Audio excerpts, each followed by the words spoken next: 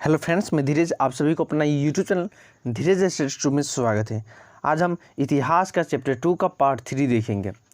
हमने उससे पहले पार्ट 1 और पार्ट 2 वीडियो डाल चुके हैं और हिस्ट्री का चैप्टर 1 भी पढ़ा दिए हुए हैं। यदि आप अभी तक नहीं देखे हैं तो लिंक डिस्क्रिप्शन और आई बटन में जाकर देख लीजिए। हमने पार्ट 1 और पार्ट 2 वीडियो में पढ़ा है प्रीसेम्प और पी10 के बारे में, वहाँ के जो राजा किस प्रकार से हुआ करते थे और कैसा हुआ करते थे। उसका हमने शुरुआती राजे के बारे में पढ़ा, उसका 16 महाजनपद पढ़ा जिसमें से मतलब कि स्पेशल 4 जनपद के बारे में जानकारी ली। उसका एक आरंभिक साम्राज्य के बारे में पढ़ा, उसका राजधर्म, राजा के क्या क्या राजधर्म होते थे, मतलब कौन सा न्यू मतलब सिद्धांत होते थे वही पढ़ा। उसका बदलता हुआ इतिहास देखा। लेकिन आज की हम चैप्टर की बात करें तो आज हम जो पॉइंट है नगर एवं व्यापार के बारे में पढ़ेंगे और बहुत सारे ऐसे पॉइंट है। आज हम चैप्टर का लास्ट ये वीडियो रहेगा, उसका क्वेश्चन आंसर करेंगे। तो चलिए स्टार्ट करते हैं। तो यहाँ पे आप देख सकते हैं नगर एवं व्यापार, ठीक। तो आप नए नगर, तो इसके बारे में हम बात करेंगे। तो आइए इन नगरों की बात करें जिनका विकास लगभग 6वीं शताब्दी ईसा पूर्व में हुआ था। 6वीं शताब्दी ईसा पूर्व में उपमहाद्वीप के विभिन्न क्षेत्रों में हुआ था नगर का। जैसे कि हमने पढ़ा है कि इसमें से अधिकांश नगर जनपदों की राजधानियाँ हुआ करते थे। मतलब कि जितना भी मतलब कि जो महाजनपद थे, कौन, जिसमें 16 महाजनपद थे, जिसमें से सभी मतलब जनपद का राजधानियाँ हुआ करते थे। प्राय सभी नगर संचार मार्गों के लिए मतलब किनारे बसे हुए थे। मतलब संचार के लिए सभी नगर क्या होते, मतलब कि कोई ना कोई तट मतलब बड़का बड़ा नदी किनारे बसे हुए थे, ठीक। पाटलिपुत्र जैसे कुछ नगर नदी मार्ग के किनारे बसे हैं। उज्जैनी जैसे अन्य नगर भूतल मार्गों के किनारे बसे हुए हैं। इसके अलावा पुहार जैसे नगर समुद्र तट पर थे जहां से समुद्री मार्ग प्रारंभ हुआ। मथुरा जैसे अनेक शहर व्यावसायिक, सांस्कृतिक और राजनीतिक गतिविधियां के जीवन केंद्र थे। मतलब सभी नगर की बात करें तो कोई ना कोई तट पे मतलब किनारे, नदी के किनारे जरूर बसे हुए थे ताकि व्यापार आसानी से किया जा सके, ठीक, और संचार किया जा सके। उसके बाद अब हम जानते हैं नगरीय जनसंख्या के बारे में। नगरीय जनसंख्या सम्भ्रांत वर्ग और शिल्पकार, ठीक, सम्भ्रांत और शिल्पकार। हमने पढ़ा कि शासक वर्ग के राजा किले बंद नगरों में रहते थे। यद्यपि इनमें से अधिकांश स्थलों पर व्यापक रूप से खुदाई करना संभव नहीं है क्योंकि आज भी इन क्षेत्रों में लोग रहते हैं जो कि हड़प्पा शहरों से अलग है। लेकिन फिर भी यहाँ से विभिन्न प्रकार के पुरावेश प्राप्त हुए। इनमें से उत्कृष्ट श्रेणी के मिट्टी के कटोरे और थलिया भी मिले हैं। मतलब कुछ स्थान पर खुदाई करना उतना मुमकिन नहीं है। मतलब जैसे उस स्थान पर आदमी सब मतलब रहने लगे, निवास करने लगे, या दूसरी बात की कठिन का मतलब कुछ का खुदाई करना काफ़ी कठिन हो गया। लेकिन कुछ भी स्थान मतलब कुछ स्थानों पर अभी भी मतलब खुदाई हुए हैं अभी हाल फिलहाल में। तो उसमें से जैसे कुछ मिट्टी का कटोरा, थाली, मतलब मिट्टी से बने हुए कुछ उत्कृष्ट श्रेणी के प्रकार का वस्तु मिले हैं जिन पर चमकदार कलई चढ़ी हुई, मतलब कि रंग चढ़े हुए हैं। उन्हें उत्तरी कृष्ण मार्जित पात्र कहा गया था। जैसे मतलब कृष्ण का हल्का काले काले कलर का होता है वैसा कलर मतलब लगा हुआ है। संभवतः इसका प्रयोग अमीर लोग किया करते थे। साथ ही सोने, चांदी, कांस्य, तांबे, हाथी के दांत, शीशे, तरह तरह के पदार्थों से बने गहने, उपकरण, हथियार, बर्तन, सीप, पक्की मिट्टी, ये सब अभी मिले हैं। 2वीं शताब्दी ईस्वी तक आते आते हम कई नगरों में छोटे दानात्मक अभिलेख, दानात्मक मतलब दान देने वाला, दानात्मक मतलब धर्म से संबंधित दान देने वाला, जैसे मंदिर मस्जिद के लिए दान देना तो दानात्मक, ठीक। तो 2वीं शताब्दी आते आते नगरों में छोटे छोटे दानात्मक अभिलेख प्राप्त हुए हैं। मतलब कि जो धार्मिक जैसे मस्जिद मंदिर को दान दिया तो उसका जो लेख है वह प्राप्त हुए हैं। इनमें दाता के नाम के साथ साथ उसके व्यवसाय का भी उल्लेख हुआ है। इनमें नगरों में रहने वाले धोबी क्या बुनकर, लिपिक, बढ़ई, कुम्हार, स्वर्णकार, लौहकार, अधिकारी, धार्मिक गुरु, व्यापारी, राजाओं के बारे में कुछ ये सबूत मिले हैं। उसके बाद कभी कभी उत्पादकों और व्यापारियों के संग भी उल्लेख किया गया। उसमें कभी कभी मतलब व्यापारी जितना में मतलब क्या कौन सा व्यापार करते थे उसका भी उल्लेख किया गया, जो जिन्हें श्रेणी कहा गया है। ठीक, उसका ये श्रेणियाँ संभवतः कच्चे माल को खरीदती थी, फिर उनसे सामान तैयार कर बाजार में बेच देती थी। मतलब कि जो व्यापारी थे वह कच्चा माल को मतलब खरीदता था और फिर उसे बाजार में बेच देता था। उसके बाद यहाँ पे फिर उनसे सामान तैयार कर बाजार में बेच देती थी। यह संभव है कि शिल्पकारों ने नगर में रहने वाले संभ्रांत लोगों की बढ़ती मांग को पूरा करने के लिए कई प्रकार के लौह उपकरण का भी प्रयोग किए। अब हम उससे पहले ये कुछ पॉइंट देख लेंगे जो कि मतलब कि इसमें से कुछ भी क्वेश्चन आ जाता है। पाटलिपुत्र का इतिहास, मतलब पटना का इतिहास के बारे में हम जानते हैं। प्रत्येक नगर का अपना इतिहास था। उदाहरण के तौर पर पाटलिपुत्र का विकास पाटलिपुत्र ग्राम एक गांव से हुआ था, मतलब पाटलिपुत्र बना एक गांव से। फिर 5वीं सदी ईसा पूर्व में मगध के शासकों ने अपनी राजधानी राजगाह से हटाकर इसे बस्ती में लाने का निर्णय किया। जो वहाँ के राजा थे वो अपनी जो मतलब राजधानी थी उसको हटाकर पाटलिपुत्र में लाना चाहा और इसका नाम बदल दिया। ठीक, जो इस पाटलिपुत्र है उससे पहले इसका अलग नाम था, तो फिर इसका नाम चेंज कर दिया गया। 4वीं शताब्दी ईसा पूर्व तक आते आते मौर्य साम्राज्य की राजधानी और एशिया के सबसे बड़े नगरों में से एक बन गया पाटलिपुत्र। फिर आते आते मौर्य साम्राज्य की राजधानी हो गया और एशिया के सबसे बड़े नगरों में से एक बन गया। बाद में इसका महत्व कम हो गया और चीनी यात्री स्वेन तयांग 7वीं ईस्वी में यहाँ आया। मतलब फिर चीनी यात्री एक थे स्वेन त्सांग, ये चीनी यात्री थे। फिर मतलब कि ये पाटलिपुत्र आया, उन्होंने यहाँ तो यह नगर खंडहर में मिला उसे। यह नगर मतलब पाटलिपुत्र है एक तरह से खंडहर में मिला। उस समय यहाँ की जनसंख्या बहुत कम थी। ठीक, और उसके बाद हम जानते हैं अगला उपमहाद्वीप और इसके बाहर का व्यापार। आप उपमहाद्वीप के मतलब जो व्यापारी थे उपमहाद्वीप के अलावा उसके बाहर कहाँ कहाँ व्यापार करते थे इसके बारे में जानते हैं। 6वीं शताब्दी ईसा पूर्व से उपमहाद्वीप में नदी मार्गों और भूमार्गों का मानो जाल बिछ गया था और कई दिशाओं में फैल गया था। मध्य एशिया और उससे भी कई आगे तक भूमार्ग थे। समुद्र तट पर बने कई बंदरगाहों जैसे जल मार्ग अरब सागर से होते हुए उत्तरी अफ्रीका पश्चिमी एशिया तक फैल गया था। बंगाल की खाड़ी से यह मार्ग चीन और दक्षिण पूर्व एशिया तक फैल गया था। शासकों ने प्रायः इन मार्गों का नियंत्रण करने की कोशिश की और संभवतः वे उन मार्गों का पर व्यापारियों की सुरक्षा के बदले उनसे धन लेते थे। मतलब कोई व्यापारी थे तो राजा व्यापारियों की सुरक्षा के लिए बहुत सारे कर धन लिया करते थे। उसके बाद इन मार्गों में चलने वाले सभी व्यापारियों में पैदल फेरी लगाने वाले व्यापारी तथा बैलगाड़ी के घोड़े खच्चरों जैसे जानवरों को दल के साथ चलने वाले व्यापारी भी हुआ करते थे। साथ ही समुद्री मार्ग से भी लोग यात्रा करते थे जो कि खतरनाक था लेकिन बहुत लाभदायक भी थी। तमिल भाषा जैसे मस्तुवन और प्राकृतिक जो सतवाह और सेट्टी के नाम से प्रसिद्ध शक्कर व्यापारी बड़े धनी होते थे। ये सब मतलब व्यापारी हैं, ये सब काफ़ी धनी हुआ करते थे। उसका नमक, अनाज, कपड़ा, धातु और उससे निर्मित उत्पादक पत्थर, लकड़ी जैसे जड़ी बूटी और जैसे अनेक प्रकार के सामान तथा एक स्थान से दूसरे स्थान तक पहुंचाए जाते थे। रोमन साम्राज्य में काली मिर्च जैसे मसाले, कपड़ों व जड़ी बूटियों की भारी मांग होने लगी थी। इन सभी वस्तुओं को अरब सागर के रास्ते भूमध्य क्षेत्र तक मतलब कि पहुँचाया जाता था। उसका जानते हैं सिक्के और राजा के बारे में। उससे सिक्के और राजा से पहले एक हम ये मालाबार तट का मतलब कि जो कि आधुनिक केरल अभी कहलाता है उसके एक कहानी के रूप में जान लेते हैं। यह एक यूनानी समुद्र यात्री द्वारा रचित पेरिप्लस और एरिथ्रियन सी का एक अंश है। पहले जानते हैं पेरिप्लस क्या होता है। तो पेरिप्लस एक तरह से तमिलनाडु मतलब कि जो कि तमिलनाडु के कोडुमाल नामक मतलब कि ये वहाँ का शब्द है जिससे पेरिप्लस से संबंधित मतलब कि क्या होता है जो समुद्र किनारे जो तट होते हैं बंदरगाह उसमें जो स्थानीय व्यापार एक तरह से मतलब किए जाते हुए पेरिप्लस कहलाते हैं। ठीक, तो उसके बाद हम ये सब कुछ के बारे में जानेंगे। उसके बाद यहाँ पे आप जानिए पेरिप्लस क्या है, यूनानी भाषा का एक शब्द है, ठीक।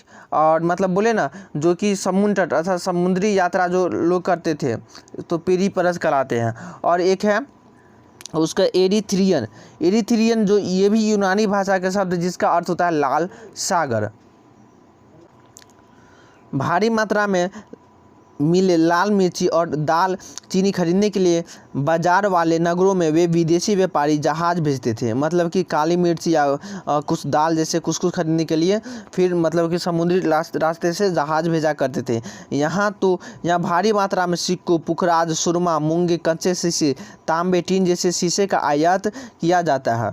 इन बाज़ारों के आसपास भारी मात्रा में उत्पन्न काली मिर्च का मतलब निर्यात किया जाता है। इसके अलावा ऊंचे कोटि के मोती, हाथी के दांत, रेशमी वस्त्र, विभिन्न प्रकार के पारदर्शी पत्थरों, हीरो और काले नए नग और कछुओं की खोपड़ी का भारी मात्रा में आयात होता था, मतलब कि बिक्री होता था। तमिलनाडु के कोडू मनाल बहुमूल्य और कम मूल्यवान पत्थरों से बनाए जाने वाले मुंगो के उद्योग के पुरामुंगो एक प्रकार का मोती होता है, पुरातात्विक साक्ष्य मिले हैं। पुरातात्विक का अर्थ समझा दिए, जो मिट्टी से खोदाई के द्वारा जो भी वस्तु मिलता है पुरातात्विक कहलाता है। यह संभव कि पेरिप्लस में वर्णित पत्थरों को इन्हीं तटवर्ती बंदरगाह व स्थानीय व्यापारी लाए होंगे। अब जानते हैं क्या सिक्के और राजा के बारे में, वहाँ के सिक्के किस प्रकार से हुआ करते थे और राजा। व्यापार के लिए सिक्के के प्रचलन से विनिमय कुछ हद तक आसान हो गया था। उससे पहले जो व्यापार हुआ करते थे तो उसमें कुछ वस्तु दिया करते थे, मतलब एक वस्तु के द्वारा दूसरे मतलब वस्तु का आदान प्रदान किया करते थे। जैसे किसी को कुछ लेना हो तो जैसे जो बकरी को बेच दिया करते थे, गाय को बेच दिया करते थे। उस समय सिक्का नहीं हुआ करते थे तो गाय को बेचते थे, मान लीजिए अभी 10 केजी का बकरी है, उसको जाकर मतलब कि बेच दिए और उसके बदले 10 केजी अनाज दे दिए, ठीक। लेकिन 10 केजी के मतलब कि जो बकरी है और उस सपोज डैट कि वह 10 केजी के अलावा 15 केजी भी हो निकलता था तो उस समय तौलने का भी मतलब साधन नहीं हुआ करते थे, डायरेक्ट ऐसे दे देते थे तो अंदाज़ा लगाकर सामान, जिससे कभी कम आता था वस्तु, मतलब कि कम हो जाता था, कभी बढ़ जाता था, जिससे काफ़ी मुश्किल हुआ करते थे, क्योंकि बकरी को काट कर तो नहीं बेच सकते थे, ठीक। तो काफ़ी कठिनाइयाँ हुआ करते थे।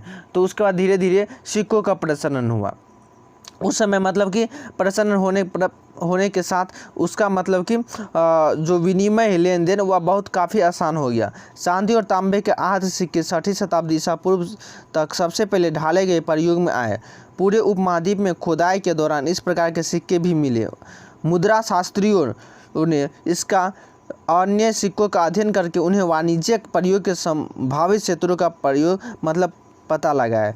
आहत सिक्के पर बने प्रतीकों को उन विशेष मौर्य वंश के राजवंशों के प्रतीकों से मिलाकर पहचान करने की कोशिश की गई तो पता चला कि इन सिक्कों को राजाओं ने जारी किया। मतलब कुछ सिक्कों पर कुछ अभिलेख लिखे गए थे जिससे पता चलता है नहीं जो सिक्केकार थे मतलब कि बनाते थे, उसके अलावा राजाओं भी बनाते, मतलब राजाओं अपना मतलब कि जो महल हुआ करते तो उसके अंदर बनाया करते थे। मतलब कुछ सिक्कों पर जैसे अभिलेख से मिलता पता चलता या स्पेशल राजा तैयार करवाया गया था उस मतलब राजा के द्वारा। यह भी संभव है कि व्यापारियों, धनपति और नागरिकों के इस प्रकार के कुछ सिक्के जारी किए थे जो शासकों की प्रतिमा नाम के साथ साथ पहले सिक्के की हिंदी यूनानी शासकों ने जारी किए थे, जिन्होंने 2वीं शताब्दी ईसा पूर्व में उपमहाद्वीप के पूर्वोत्तर क्षेत्र पर नियंत्रण स्थापित किया था।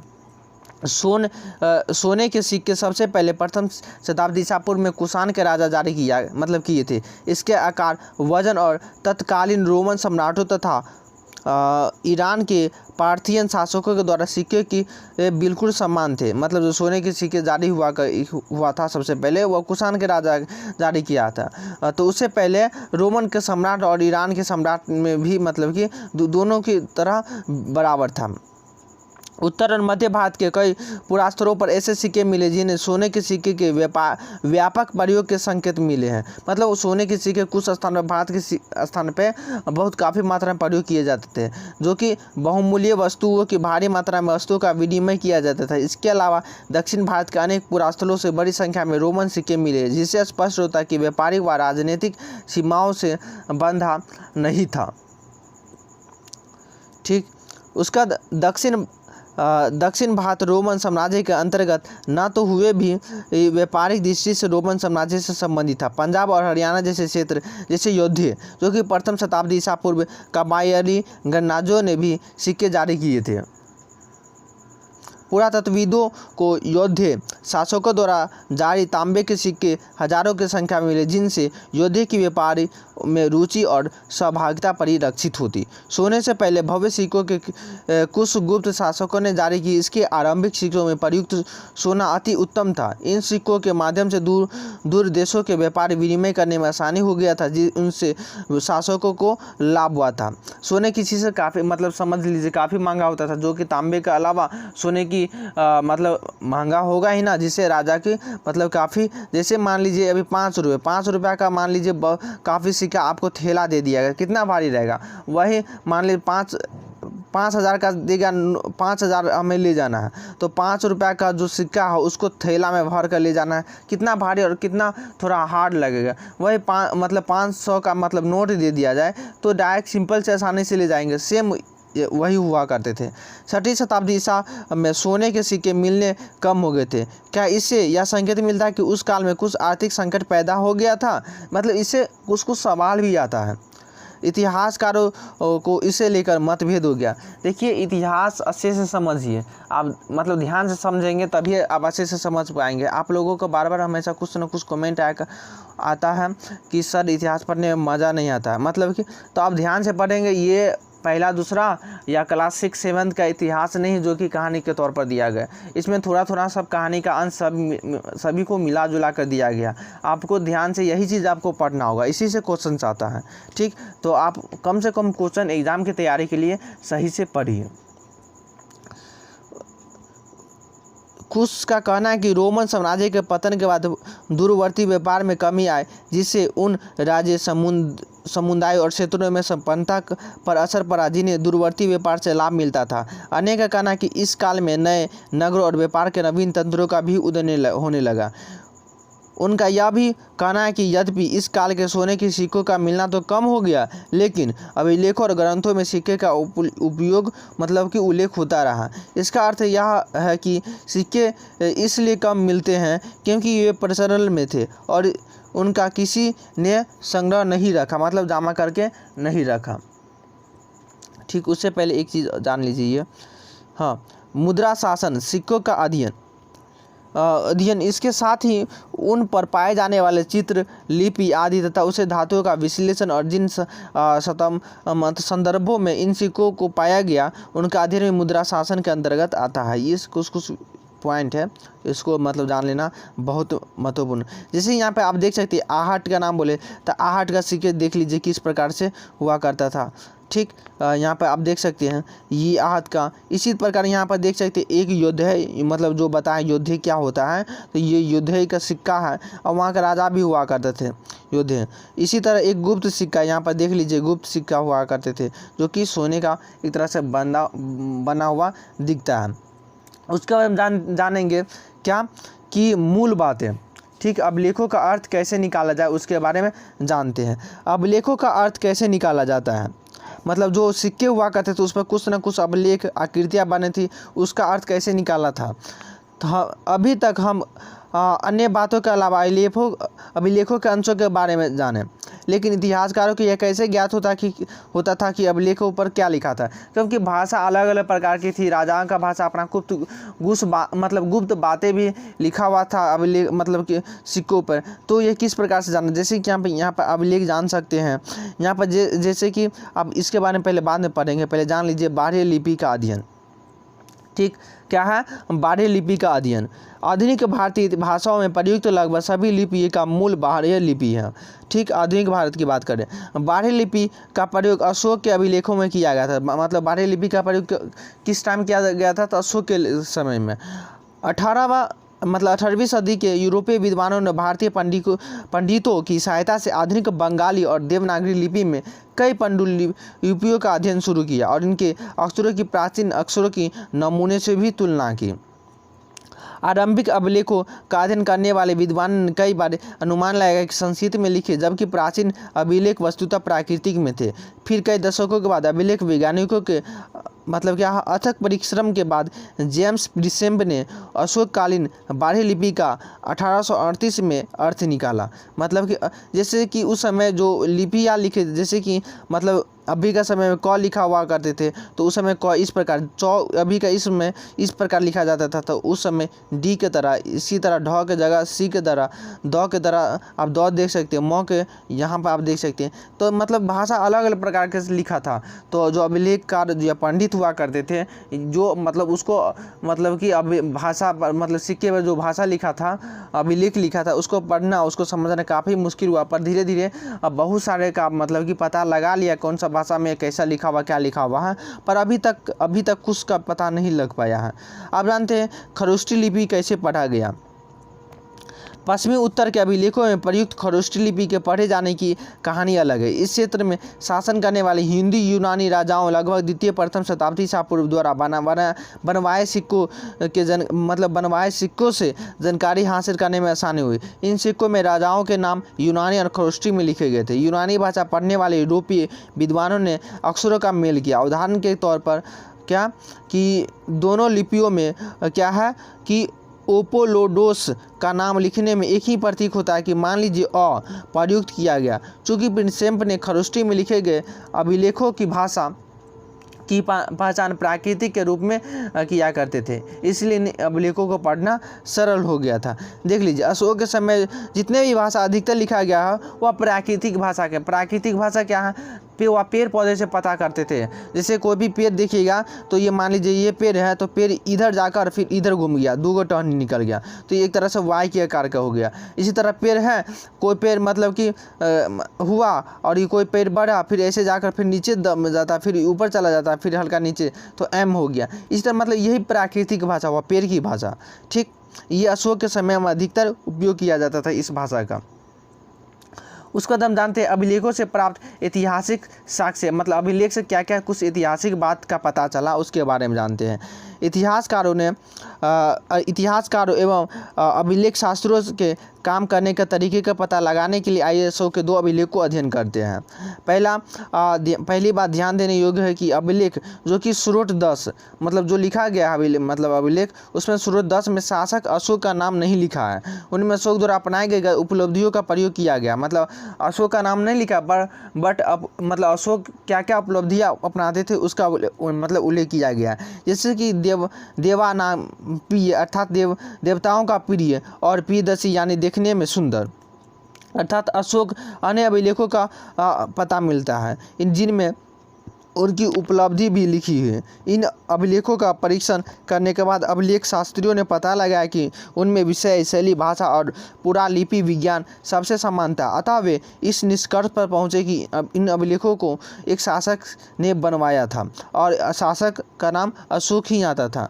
आपने यहाँ भी देखा होगा कि अशोक ने अपने अभिलेखों में कहा कि उनसे पहले अशोकों में रिपोर्ट एकत्र करने की मतलब व्यवस्था नहीं थी। यदि अशोक के पहले उपमहाद्वीप के इतिहास पर विचार करें तो क्या आपको लगता है कि इस अशोक का व्यक्तित्व सही है? इतिहासकारों को बार बार अभिलेखों के बारे में कथनों का परीक्षण करना पड़ता ताकि पता चल सके कि उनमें क्या लिखा, क्या वह सत्य है या संभव या फिर अतिशयोक्तिपूर्ण है। क्या आपने इस बात पर ध्यान दिया कि कुछ शब्द ब्रैकेट में लिखे हैं? अभिलेख शास्त्री प्रायः वाक्यों के शब्द स्पष्ट करने के लिए ऐसा करते थे या बड़े ध्यान से करना पड़ता था जिससे लेखन का मूल्य अर्थ न बदल जाए, क्योंकि अलग अलग प्रकार से लिखा गया था, उसको ध्यान से करना पड़ता था ताकि उसका अर्थ न दूसरा निकल पाए। ठीक, इतिहासकारों को यह भी परीक्षण करने पड़ते थे कि यदि राजा के आदेश यातायात मार्गों के किनारे और नगरों के प्राकृतिक पत्थरों पर उत्तीर्ण थे तो क्या वहां से आने जाने वाले लोग पढ़ने के लिए उस स्थान का प्रयोग करते थे। अधिकांश लोग प्रायः पढ़े लिखे नहीं हुआ करते थे, मतलब कहीं कहीं पत्थरों पर भी अभिलेख लिखा गया था, तो उसे जो आने वाले जो तीर्थकार या जो भ्रमण जो करने के लिए आते थे, घूमने के लिए आते थे, तो क्या वह पत्थर पर कुछ अभिलेख लिख दिया करते थे, क्या वह उसको पढ़े लिखे मतलब पढ़ते थे। तो इससे पता चलता है क्या कुछ अभिलेखों से पता चलता है वहाँ के ज़्यादा लोग पढ़े लिखे नहीं हुआ करते थे। ठीक, उसका क्या पाटलिपुत्र के प्रयुक्त प्राकृतिक उपमहाद्वीप के कुछ स्थानों पर लोग समझते थे कि क्या राजा के आदेशों का पालन किया जाता था? इन प्रश्नों के उत्तर पाना सदैव आसान नहीं है। इनमें से कुछ समस्याओं के प्रमाण हमें अशोक के अभिलेखों में मिलते हैं। स्रोत 11 के बारे में, मतलब स्रोत 11 मिलते हैं जिनकी व्याख्या प्रायः अशोक की वेदना के प्रतिबिंब के रूप में की जा सकती है। साथ ही यह युद्ध के प्रति उनकी मनोवृत्ति में परिवर्तन को दर्शाता है। जैसे कि हम आगे पढ़ेंगे, यदि हम अभिलेखों के शताब्दिक अर्थ के बारे में समझने का प्रयास करें तो परिस्थिति और भी जटिल हो जाती है। यद्यपि अशोक के अभिलेख और आधुनिक उड़ीसा से प्राप्त हुए कुछ, लेकिन वेदना को परिलक्षित करने वाले अभिलेख नहीं मिले हैं। अर्थात यह अभिलेख उस क्षेत्र में उपलब्ध नहीं है जिस पर विजय प्राप्त की गई। मतलब कुछ उड़ीसा जो कि कलिंग जो युद्ध हुआ था जो कि अशोक के समय, तो कुछ अभिलेख मिले हैं, तो उससे कुछ सबूत मिलते हैं कि नहीं वहाँ पे कलिंग जो विजय मतलब युद्ध हुआ था उस पर कुछ मतलब उसका कुछ सबूत नहीं मिले कुछ अभिलेखों पर, लेकिन कुछ पर मिले हैं। इसका यह अर्थ लगाया जाए, क्या राजा की नव विजय की वेदना उस क्षेत्र की इतनी दर्दनाक थी कि राजा इस मुद्दे पर कुछ न कह सका? ठीक, उससे पहले हम जान लेते हैं, मतलब अगले पॉइंट पर जानने से पहले कुछ अलग पॉइंट। राजा की वेदना क्या होता है तो जानिए। राजा की वेदना, जब देवान न पिए, मतलब देवता के तुल्य, पीदर्शी मतलब बहुत सुंदर, अपने शासक के 8 वर्ष पूरे किए तो उन्हें कलिंग जो कि आधुनिक तटवर्ती उड़ीसा पर विजय प्राप्त की। मतलब अशोक के समय जो कलिंग युद्ध हुआ था उसमें विजय प्राप्त हुआ था। 1.5 लाख पुरुषों को निकासित किया गया था, मतलब 1.5 लाख पुरुषों को निकाल दिया गया था। 1 लाख मारे गए थे युद्ध में और इससे भी ज़्यादा की मृत्यु, 1 लाख से भी ज़्यादा की मृत्यु हो गई थी। कलिंग पर शासन स्थापित करने के बाद देवान अपीय धम्म के गहन अध्ययन, धम्म के असने और धम्म के उपदेश में डूब गए। धम्म मतलब ज़्यादा डराना धमकाना नहीं, सॉरी उसको मारना पीटना काटना नहीं, मतलब धम्म नीति अपनाकर, मतलब उसको डरा धमका कर ताकि उसको गलत भी ना लगे, अच्छा व्यवहार करके कुछ बातें को उगलवाना, धम्म नीति का प्रयोग किया अशोक ने और इसका नीति काफ़ी सफल भी रहा। यह देवानापीय के लिए कलिंग के विजय की पश्चाताप है। देवानापी के लिए यह बड़ी वेदनादायी और निंदनीय है कि जब किसी राज्य पर विजय प्राप्त करता है तो पराजित राज्य का हनन होता है, वहाँ लोग मारे जाते हैं, निष्कासित किए जाते हैं। ठीक, ये कुछ पॉइंट है। अब हम अगले पॉइंट पढ़ते हैं और ये लास्ट पॉइंट है इस मतलब सेकेंड चैप्टर का। अब हम जानते हैं अभिलेख साक्ष्य की सीमा। ठीक, अभिलेख साक्ष्य की मतलब जो अभिलेख लिखा गया था उसका किस हद तक सीमा हुआ करते थे उसके बारे में।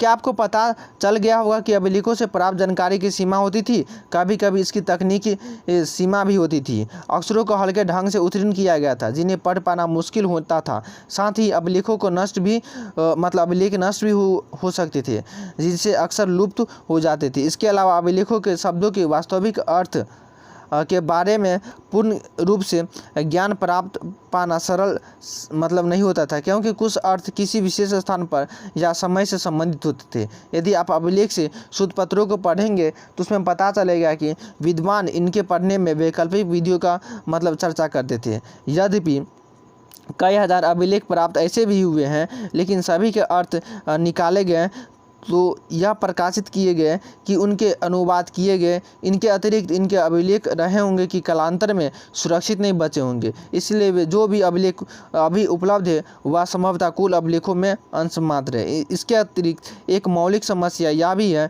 कि जरूरी जान लेना है कि जिसे आज हम राजनीतिक और आर्थिक रूप से महत्वपूर्ण मानते हैं उन्हें अभिलेखों में अंकित किया गया था।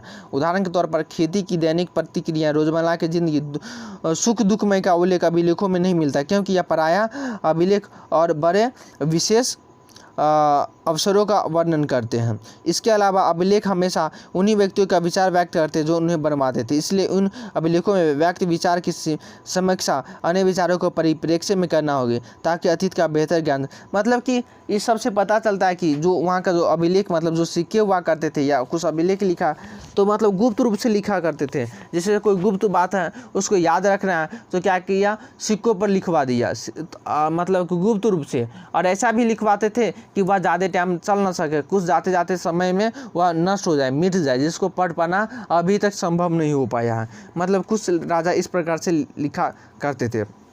तो आज की चैप्टर समाप्त हो गई है। तो यह चैप्टर आपको कैसा लगा वह हमें कमेंट करके बताएं। उससे पहले आपको बता दूं कि यहाँ पे आप देख सकते हैं कि ये सब कुछ मुख्य बातें हैं जिसको आप स्क्रीनशॉट करके रख सकते हैं।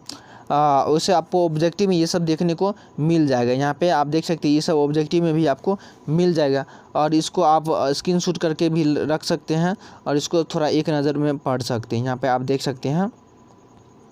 ठीक, तो ये चैप्टर लास्ट था। ये चैप्टर पढ़ने में आपको कैसा लगा, कि आपने इससे क्या क्या सीखा, वह हमें कमेंट बॉक्स के माध्यम से बताइए। क्वेश्चन आंसर का अगले पार्ट आएगा इसका, उसका हम चलेंगे पार्ट 3 पे, मतलब चैप्टर 3 पर चलेंगे।